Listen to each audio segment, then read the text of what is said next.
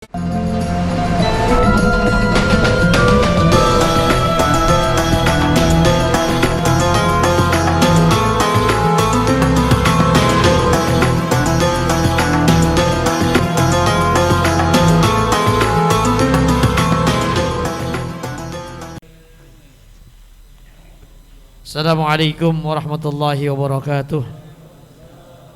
Salatu wassalamu ala Rasulillah Sayyidina Muhammad ibn Abdillah wa alihi wa sahbihi wa mawalah. La hawla wa la quwwata illa billah. Amma ba'du. Fa inna hasanal kalami kitabullah wa khairal hadi hadi nabiyina Muhammadin sallallahu alaihi wasallam wa syarrul umuri muhdatsatuha fa inna kulla muhdatsatin bid'ah wa kulla bid'atin dalalah kulla dalalatin finnar. Wa fi sanadil muttasili ila imamil muallifi rahimahullahu ta'ala wa adama naf'alana bihi wa bi barakati ulumihi fi darin amin.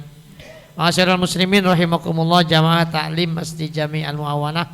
Sama-sama kita hormati guru kita, orang tua kita, Bapak Ustaz Haji Abdul Aziz Mushahab. Kita doain beliau sehat walafiat. Ustaz Hilmani, Ustaz Hazani, para asatizma, Ustaz Haji Muhammad Yusuf, para jamaah yang dimuliakan Allah Subhanahu wa taala. Syukur alhamdulillah malam ini kita masih diberi nikmat sehat walafiat, panjang umur oleh Allah Subhanahu wa taala. Sama-sama kita bisa duduk hadir di majelis ini. Mudah-mudahan hadir dan duduknya kita di majelis ini senantiasa kita selalu dalam lindungan Allah Subhanahu wa taala. Salawat dan salam semoga senantiasa selalu tercurah pada junjungan baginda Nabi besar Muhammad sallallahu alaihi wasallam. Mudah-mudahan kita semua kelak bisa berkumpul kembali bersama-sama di yaumil mahsyar di bawah naungan syafaatnya baginda Rasulullah sallallahu alaihi wasallam. Belum kita mulai ta'lim, baca suratul Fatihah. Imam alimil kitab Syekh Muhammad bin Nasir Muhammad Samarkandi la yazim Muhammad la nufaqa hadzal masjid wa nasihat ila hadrat Nabi al-Fatihah. Bismillahirrahmanirrahim. Rabbil alamin arrahmanirrahim maliki yaumiddin ya kana na'budu. Fatihah buat jamaah kita, kawan kita Ustadz Kazruni. Dia habis cuci darah lagi katanya ya hari ini. Ya, mudah-mudahan diberikan kelancaran ya, kesehatan oleh Allah Subhanahu wa taala.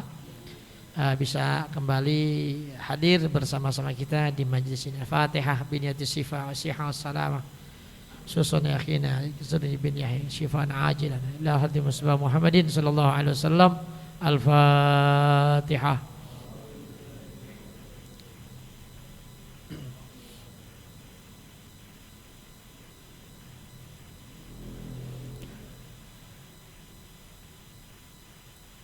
Hadirin jamaah yang dimuliakan Allah Subhanahu wa taala, kita lanjutkan lagi pembacaan kitab kita Tanbihul Ghafilin. Masih bab ahwal kiamah. Terakhir mereka datang kepada Nabi Nuh, fayatuna Nuhan alaihi salam. Ya, mereka datang kepada Nabi Nuh. Mereka bilang isfa' lana ila rabbika liyaqdiya bainana fayaqulu lastu hunalik. Ya, mereka datang kepada Nabi Nuh dan mereka bilang isfa' lana ila rabbik liyaqdiya bainana. Ya, jadi nanti umat datang kepada Nabi Nuh, mereka mohon kepada Nabi Nuh agar Nabi Nuh mau bantuin mereka. Ya. Minta pertolongan ya kepada Nabi Nuh ya, agar dia bisa menolong mereka kepada Allah Subhanahu wa taala. Tolong. Ini bahasanya nih wasilah hitungannya ya.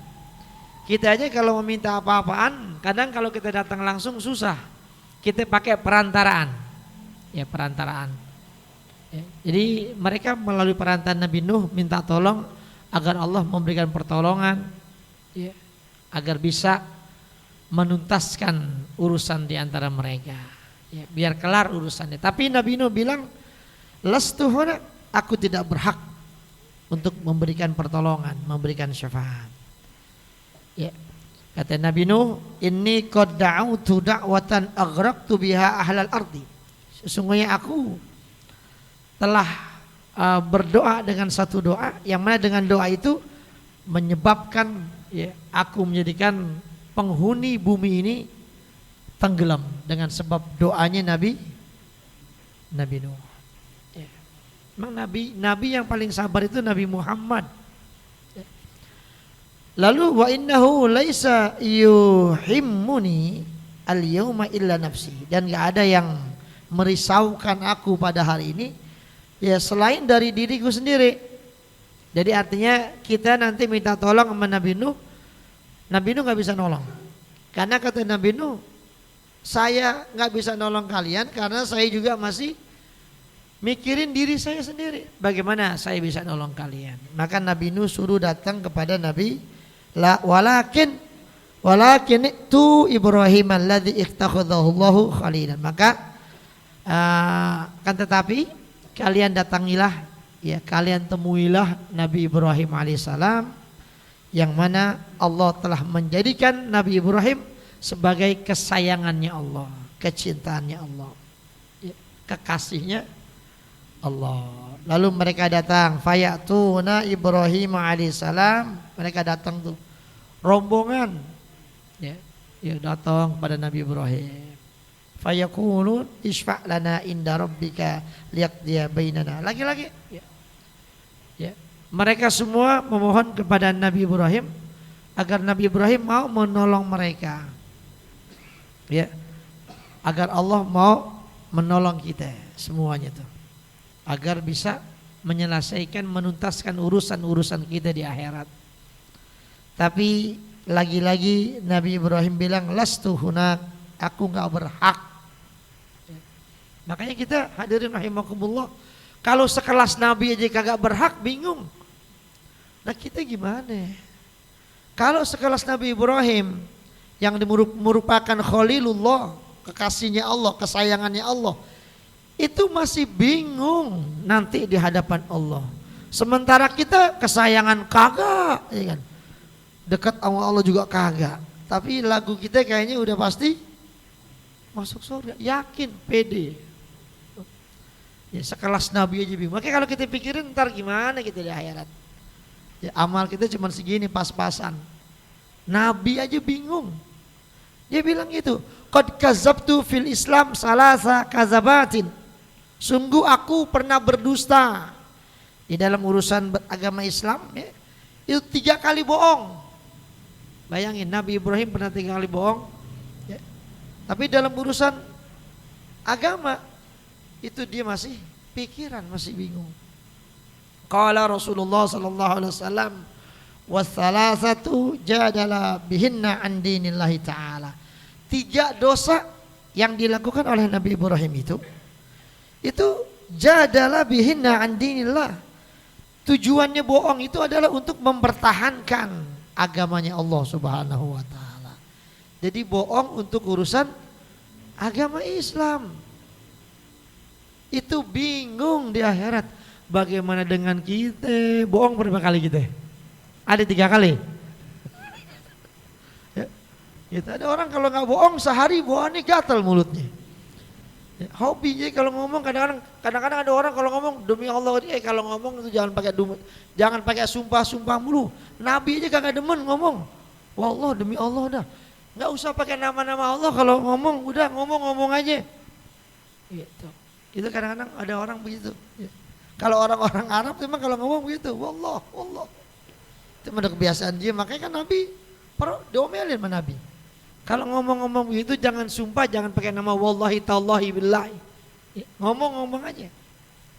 Ada orang kita begitu kalau ngomong pakai nama Allah mulu. Padahal kita tahu dibohong. Nama Allah dipakai-pakai. Ya, tadi laknat sama Allah. Ihdaha, salah satu di antara 3-nya kalau Allah Ta'ala fa nazara nazratan fin nujum faqala inni sakim. Ya. Ini di dalam surat As-Saffat ketika melihat kepada langit-langit, ya, awan bintang-bintang yang ada di langit, lalu dibilang qala inni sakim. Ini di dalam riwayat disebutkan pada saat Nabi Ibrahim alaihissalam, ya, dia itu mau menghancurkan berhala kaumnya, ya, itu dia pura-pura sakit pada saat kaumnya mengajak dia untuk pergi ke tempat peribadatan kaumnya yang penuh dengan berhala. Maka kemudian dia bilang, ini saking, sesungguhnya aku lagi sakit, lagi nggak enak badan. Walau ada kemudian ulama yang mengatakan sakim yang dimaksud di sini itu bukan badannya sakit, tapi hatinya sakit, ngelihat kelakuan, tingkah laku perbuatan kaumnya yang menyembah berhala. Makanya ketika diajak ibadat, yuk ikut, ayo. Ikut yuk, mana? Kita nyembah patung sono. Udah sakit tuh di sini gitu. Lagunya itu siapa? Sakitnya tuh di sini. Jadi hatinya enggak nerima dengan perlakuan dari kaumnya. Ketika dia faqala inni sakim. Ya. Nah, ini hadirin jamaah yang dimuliakan Allah Subhanahu wa taala. Ini Al-Qastolani di dalam Irsyadus Syari dalam Sahih Bukhari itu dibilang gitu, yang dimaksud sakim di sini sakit itu bukan sakit secara fisik, tapi sakit secara batin, ya, melihat kekufuran dan kemusyrikan yang dilakukan oleh kaumnya. Makanya menurut Sufyan Ats-Tsauri, ucapan ini boleh dilakukan sebagai siasat, bahkan diperlukan untuk menolak fitnah yang besar. Pura-pura sakit, jadi boleh aja. Saya masih ingat dulu orang tua saya dulu kan, hadirin rahimakumullah, saya waktu ngomong sama Kiai Zakwani di Cepete, Kiai Abdul Hai, ya dulu kan waktu zaman-zaman Soeharto dulu kan orang NU itu kan ditekan abis, kiai-kiai itu pergerakannya dikecilin. Maka dari itu beliau bilang ketika rapat di Raudhoh sono, kiai itu memutuskan mesti ada ulama yang masuk ke Golkar. Karena kalau nggak ada yang masuk ke Golkar dekat kepada pemerintah, ini kita ulama bakal diserang terus. Ya. Lalu kemudian pertanyaan, siapa ulama yang berani masuk Golkar? Karena nanti pertaruhannya adalah dia bakal dimusuhin sama masyarakat. Ya. Dulu Jejak Haidir kalau nggak salah Golkar juga ya. Iya begitu pada. Orang tua saya juga masuk ke Golkar pada. Cuman, ya orang tua saya, terus Habib Muhammad juga Kuitang ikut juga masuk Golkar bareng sama orang tua saya. Kenapa? Saat itu kondisinya kalau dilawan waktu itu Orde Baru Soeharto itu habis semua, orang ceramah ngomong dikit salah pulang dijemput pakai sama tekap bawa ke Sonono Guntur. Guntur. Maka dulu kalau lagi cerita sama Kiai Fahru Rozi Ishak tuh gitu. Ya kan? Dulu ada, emang dulu ada yang namanya Kiai Abdul Qadir Jailani, dulu ada namanya Kiai ya. Ya itu dicerita dulu tuh. Ada kawan saya tuh Kiai Abdul Qadir Jailani, itu palanya dipapas pakai bayonet sama tentara. Rambutnya. Yang bayonet ujungnya tentara senapan itu kan ujungnya bayonet. Ya, begitu ditangkap Kiai Fahru Rozi yang cerita. Ya begitu ada yang di penjara nangis macam-macam. Ya jadi begitu. Ya, lagi kata dia begitu, lagi si Abdul Qadir Jailani ceramah nantang. Gitu.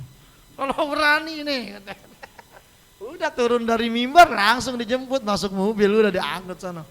Zaman dulu lihat zaman Soeharto kayak gimana? Ya, ceramah dikit, angkut. Saya ngomong dikit, angkut dulu. Kalau saya sih masih ingat juga dulu begitu. Ya, kayak begitu tuh. Ya mau nggak mau akhirnya kayak Habib Muhammad dulu Kuitang pernah nggak ada orangnya, habis. Gara-gara Habib Muhammad masuk Golkar, begini doang tangannya, masuk koran Golkar bareng. Itu begitu. Orang tua saya pernah begitu, lagi ceramah nih, untuk ceramah selanjutnya Kiai Jayadi Amin, udah orang pulang separuh. Kenapa? Golkar, apalagi orang Mampang nih, P3 semua hijau. Padahal ketua P3 ya Ismail Materum waktu itu ya, itu ketika rapat paripurna yang dipilih jadi presiden siapa ya? Soeharto juga. Lantas ngapain kemarin kita bela-belain P3? Itulah politik. Kadang-kadang kita kagak ngerti di bawah, dikerjain doang gitu ya sama dia. Ya kan? Tahu-taunya ketika pemilihan P3, saya sudah bertanya dengan Pak Harto apakah beliau bersedia dicalonkan untuk menjadi presiden.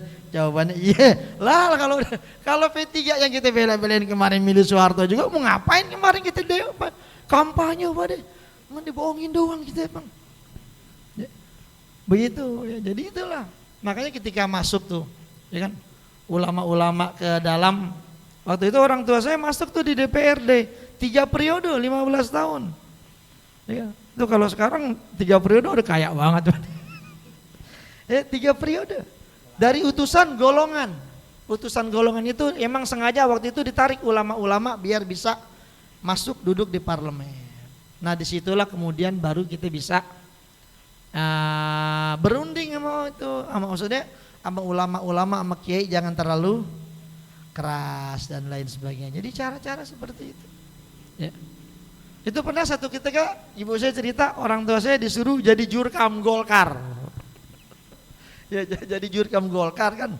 Ini kalau kita jadi jurkam urusannya kusut juga nih ya kan. Akhirnya alasannya apa? Sakit, ini sakim. Sakitnya apaan? Lagi mikir nih, katanya udah sakitnya pura-pura buang air. Kan kalau buang air kan nggak bisa digituin. Itu yang tukang jemput udah datang. Pak Kiai ini acara jadwal manggungnya nih jam sekian ya harus ntar dulu.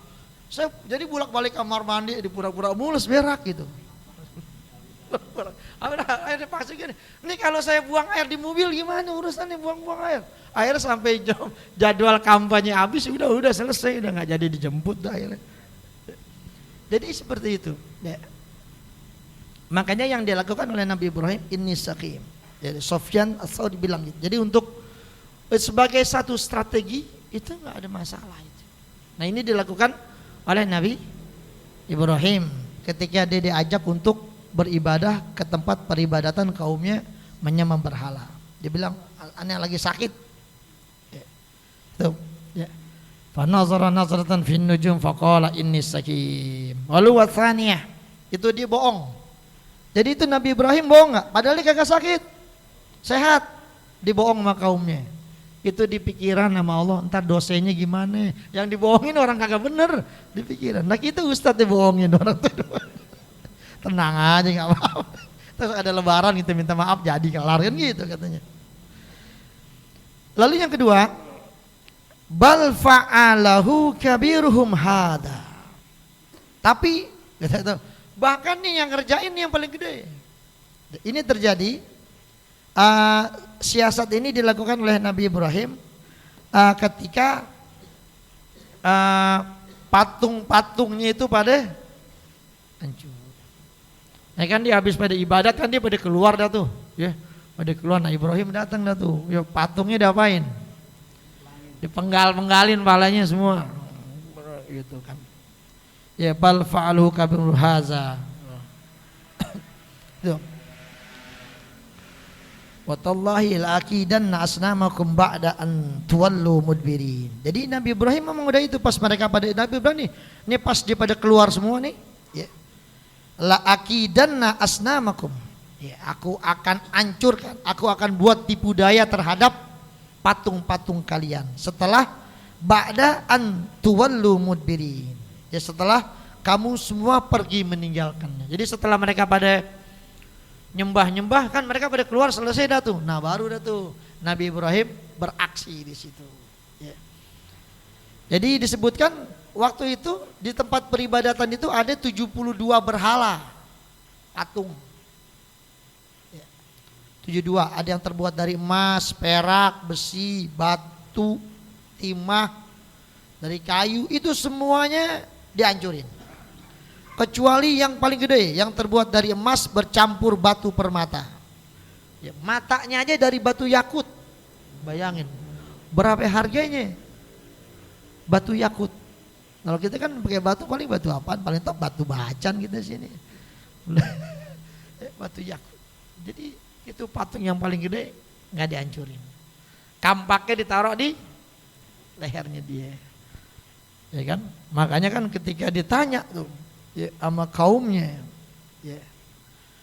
Qalu a anta fa'alta haza bi alihatina ya Ibrahim. Ibrahim, apakah engkau yang telah melakukan ini terhadap Tuhan-Tuhan kami? Ditanya tuh, karena kaumnya tahu nih pasti kerjaan Ibrahim nih. Gitu kan? Pasti dia, udah tadi kita ajak ibadat dia ogah. Tahu pas kita tinggal patung paling pada kagak ada, hancur berantakan. Tinggal atau dua yang masih ada. Makanya lalu Nabi Ibrahim cuma jawab gini doang. Ketika dia dituduh begitu, qalu anta fa'alta hadza bi alihatina ya Ibrahim. Nabi Ibrahim jawab begini doang. Pas'aluhum in kanu yantikun. Ente tanya aja no dia. Ya, maksudnya yang paling gede lu tanya no. Kalau emang dia bisa ngomong, lu tanya gitu dia no. Siapa yang kerjain? Gitu. Ya, gitu. Jadi ini ya lalu ya itu bermain logika lagi di sini Nabi Ibrahim. Mereka bilang, loh, yang kagak-kagak aja bahasa kita. Lu gue disuruh nanya sama yang paling gede, udah tahu patung, mana bisa ngomong kan gitu. Nah kata Nabi Ibrahim, udah tahu nggak bisa ngomong, lu sembah-sembah, lu paul namanya kan. Jadi itu seperti itu ya. Yang dilakukan oleh Nabi Ibrahim. Dia bohong nggak tuh? Bohong, padahal ngancurin siapa? Dia kan. Ya, pas alu anta fa'alta hadza bi alihatina ya Ibrahim. Ibrahim, ente yang lakuin ini terhadap Tuhan-Tuhan kami. Padahal dia ngerjain, tapi dia nggak jawab. Dia bilang pas aluhum in kanu yang tanya aja nama dia. Kalau dia bisa ngomong, dia tanya siapa yang kerjain. Gitu. Bohong Nabi Ibrahim. Dia bingung di akhirat di hadapan Allah. Gimana itu bertanggung jawabannya? Bohong begitu bingung. Kita kalau bohong begitu pede banget. Gue bohong, gue sih bohong buat kebenaran nggak apa-apa. Ini Nabi Ibrahim bohong untuk urusan agama, dia bingung. Itu makanya kan kalau kita sih orang mana ini, kita sih ahlu surga semua, kita pede udah gitu. Bohong berapa kali bini kita bohongin mulu kadang-kadang. Ya makanya itu kita tuh kalau Idul Fitri itu Lebaran tuh minta maaf tuh mau bini. Ya. Jangan minta maaf kemana-mana dulu. Bini minta maaf sama laki, iya. Tapi kita juga minta maaf juga. Neng maafin gue pengen ya. Gue banyak dosa sama lu. Gue sering bohong, ya bang. Gue juga tahu lu bohong. Ya begitu, minta redonya. Gitu. Ya ini jamaah rahimakumullah. Itu yang kedua. Bohong, bingung dia. Lalu yang ketiga, ya wasalisatu qauluhu li imratihi innaha ukhti. Ya. Perkataan dia kepada istrinya. Apaan perkataan Nabi Ibrahim di sini? Sesungguhnya dia itu adalah saudara perempuanku. Di kitab ini nggak dijelasin tuh. Kita nyari lagi di kitab yang lain menjelaskan. Kok dari mana tuh ceritanya Nabi Ibrahim bohong bahwasanya istrinya dia ngaku itu bukan bininya, dia ngaku itu saudaranya. Jadi disebutkan pada masa Nabi Ibrahim itu ada raja namanya Soduk. Ya. Dia itu menginginkan istrinya Nabi Ibrahim yang namanya Sarah. Ya, Saroh. Ya. Kita nyebutnya Sarah. Dia demen sama Sarah nih raja. Karena dilihat Sarah cakep. Maka kemudian diutus pasukannya untuk ngambil paksa istrinya Nabi Ibrahim yang bernama Sarah. Datanglah tuh pasukan ke rumahnya untuk ngambil istrinya. Nah makanya ketika pasukan ini datang nanya, ya Ibrahim, mana bini lu? Bahasanya begitu. Ini bini lu nih. Kan? Lalu Nabi bilang, bukan. Dia ini saudara perempuan saya, bukan bini saya. Gitu. Akhirnya nggak jadi, dia laporan ke atas, kagak ada bininya, ada saudaranya. Gitu. Ya anak buahnya kagak tahu gitu. Kalau rajanya yang datang dikenalin kan gitu. Itu makanya seperti itu. Dia bilang dia adalah saudariku, saudari perempuanku. Agar selamat dari kekejaman raja mau diambil. Nah kalau raja kan begitu. Ya, kalau nama raja itu selagu-lagunya namanya raja, apalagi yang penguasa begitu. selagu-lagunya. Dia mau lagu apa kayak emang dia nguasain semuanya. Bini orang dia demen diambil aja udah begitu. Ya. Jadi seperti itu. Akhirnya Nabi Ibrahim ketika ditanya, ini bini lu bukan? Ini saudara saya. Gitu. Saudara perempuan saya. Ya. Makanya sebelumnya Nabi Ibrahim juga udah ngomong sama Sarah bininya. Sarah, saat ini tidak ada lagi orang yang beriman kepada Allah kecuali engkau dan aku. Ya. Nanti saat utusan raja datang dan dia bertanya pada aku harap kamu tidak mendustai aku. Pokoknya iya aja udah. Gitu. Makanya kita tanya, mana bininya? Ini ya? Bukan, ini saudara saya. Bini mana? Nggak ada gitu. Jadi gitu. Jadi akhirnya nggak jadi amin. Itu Nabi Ibrahim bohong sama utusan raja yang mau ngambil istrinya. Dia bingung di hari kiamat bohong. Bayangin. Nabi Ibrahim bohong kayak begitu, bingung di hadapan Allah. Jadi dia nggak bisa nolongin. Dia nggak bisa nolongin. Ya dibilang walaysa yuhimmuni al-yauma illa nafsi, dan tidak ada yang merisaukan aku pada hari ini selain diriku sendiri. Artinya masalah saya ini udah bikin saya puyeng. Jadi saya nggak bisa bantuin ente. Semuanya ini orang pada datang rombongan. Ya. Saya yang lagi pikirin diri saya sendiri, boro-boro mikirin ente semua. Saya aja lagi bingung, 3 kali bohong. Mungkin kalau ada kita ente sih Nabi Ibrahim kalau bohong begitu aman udah pokoknya begitu. Ya, bohong buat urusan agama dibingung. Nah kita bohong yang begitu aja kita masih pede aja masuk surga kan gitu. Lalu kemudian walakin tu Isa ruhullah wa kalimat. Kata Nabi Ibrahim, kalau gitu ente datang dah semua kepada Nabi Isa ruhullah wa kalimat. Ya. Nabi Isa itu kan ditiup Allah langsung yang itu, nggak ada bapaknya. Fayatunahu, mereka datang ya, kepada Nabi Isa, ya, kepada Nabi Isa datang. Hah? Mana?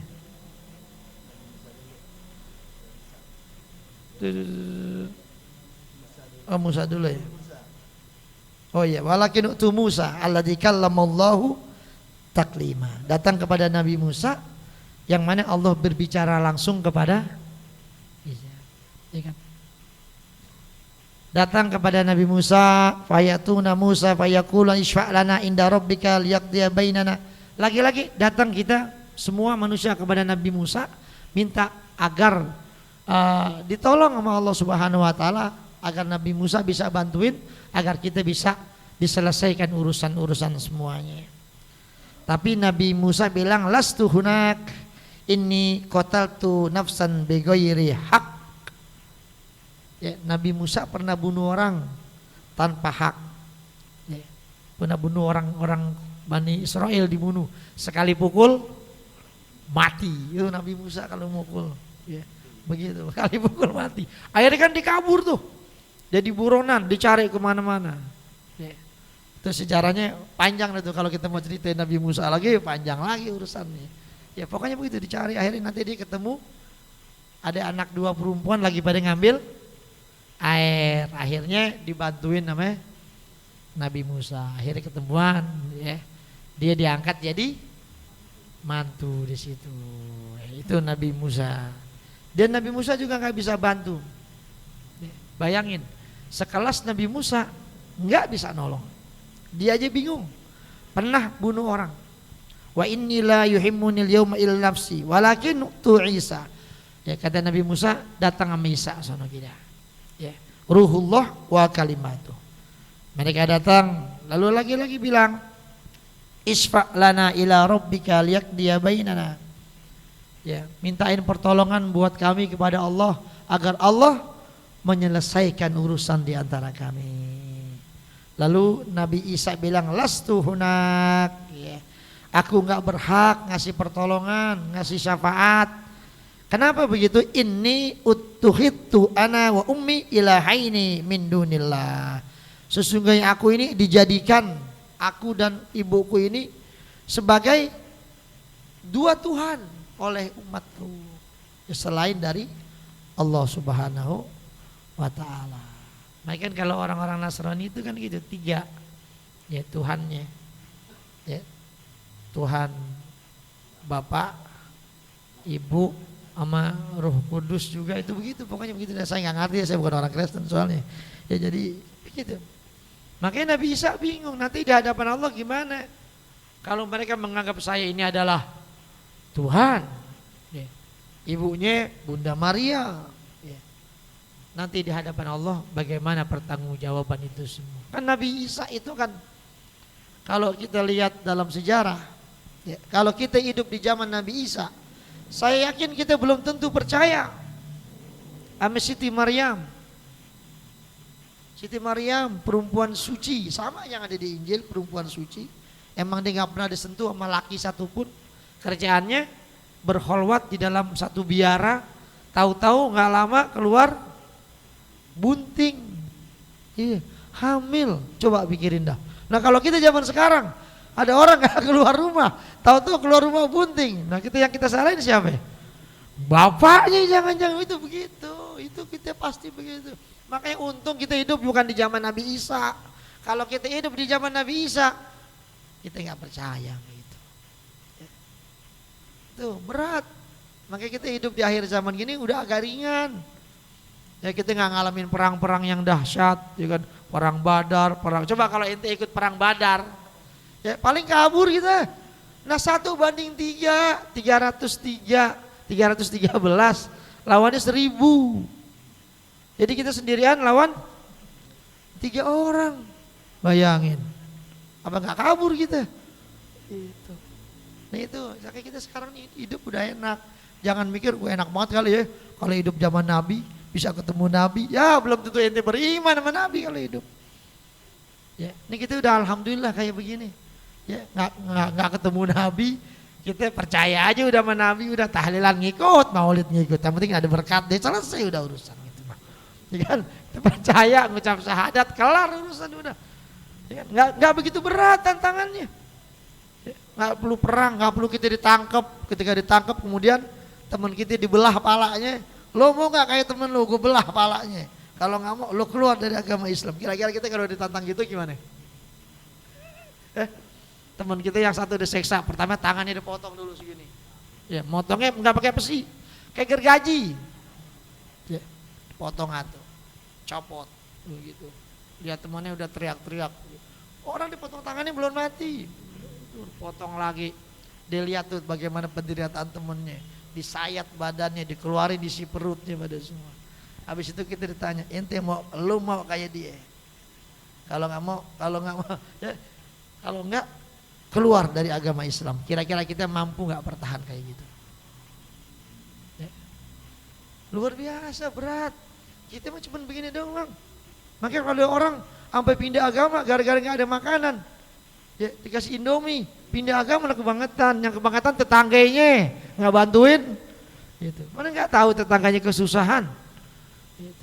Nah ini hadirin jamaah yang dimuliakan Allah Subhanahu wa ta'ala. Makanya Nabi Isa ini sebagai ruhullah, ya.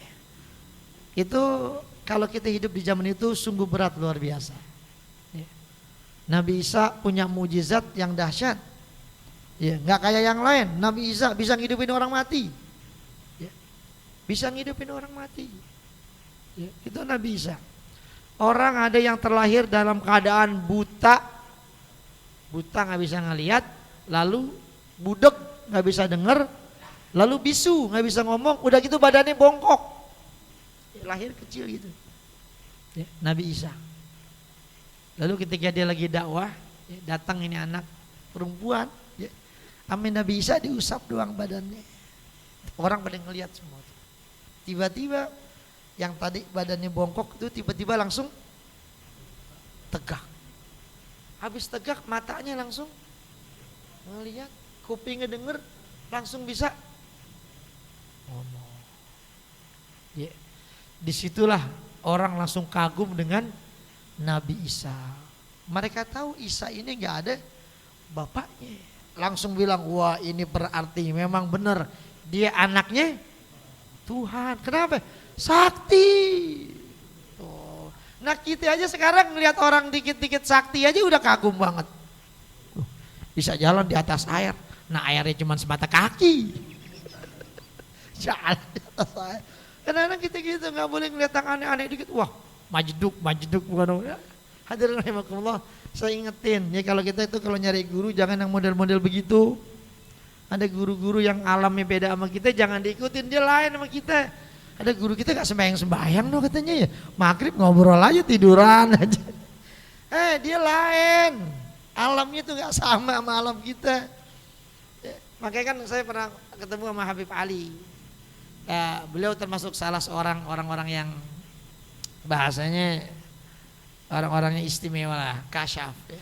Dia cuma bilang gitu, kalau nyari guru jangan yang model begitu. Kenapa ya?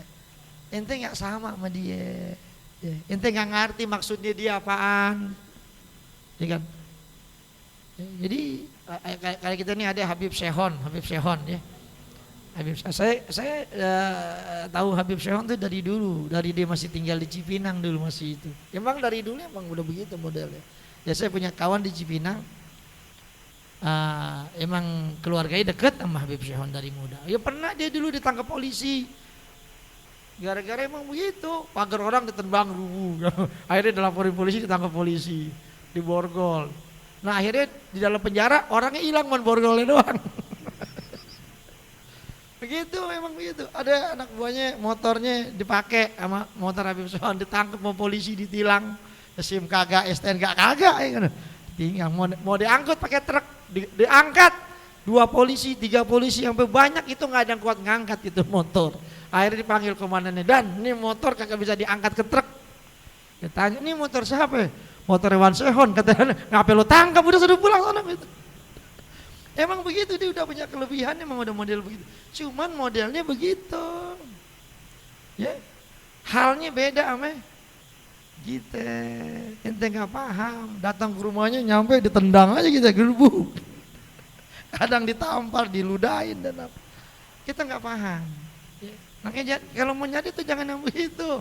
Itu emang model begitu. Ntar ada mobil dicoret-coret aja sama dia. Gitu. Pernah datang ke rumah encik saya di Depok. Dia ke kebun, diambil tuh apa namanya, bayam duri. Habis itu ke dapur dimasak sama dia. Makan. Itu sudah makan. Yang mau makan bingung, bayam duri kelolodan gitu. Hal-hal yang kayak gitu, makanya kan yang begitu kenal boleh, tapi jangan di itu emang beda sama kita.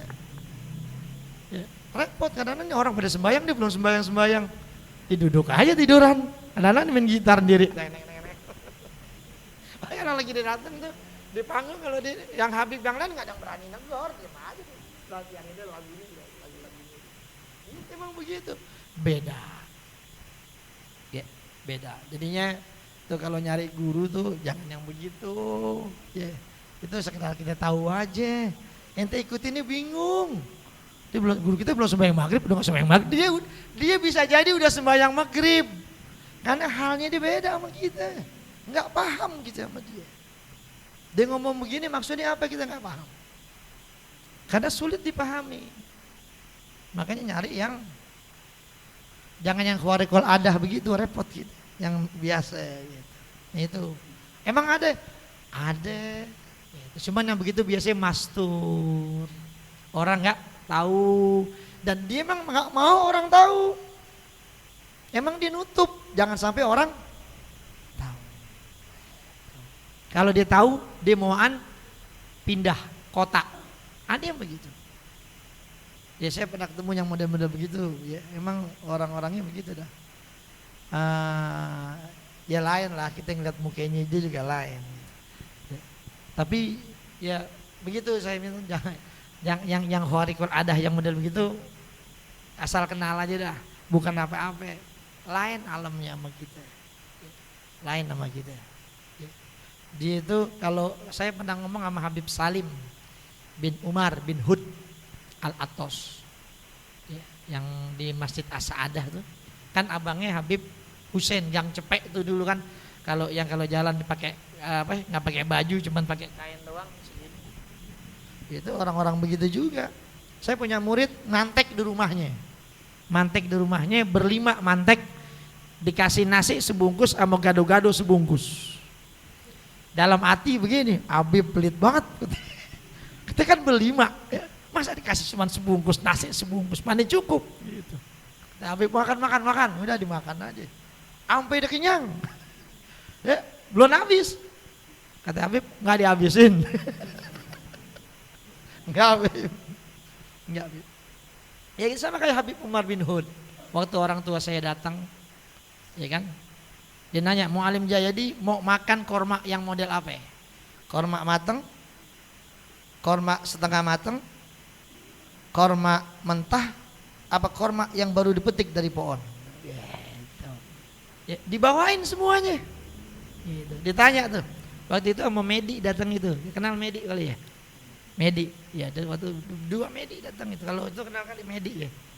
Ya Medi datang, yang cerita Medi ini sama saya, datang Mu'alim mau pilih yang mana? Itu katanya korma, itu masih ada getahnya. Ditanya, Bib dari mana nih? Dari Toib metiknya.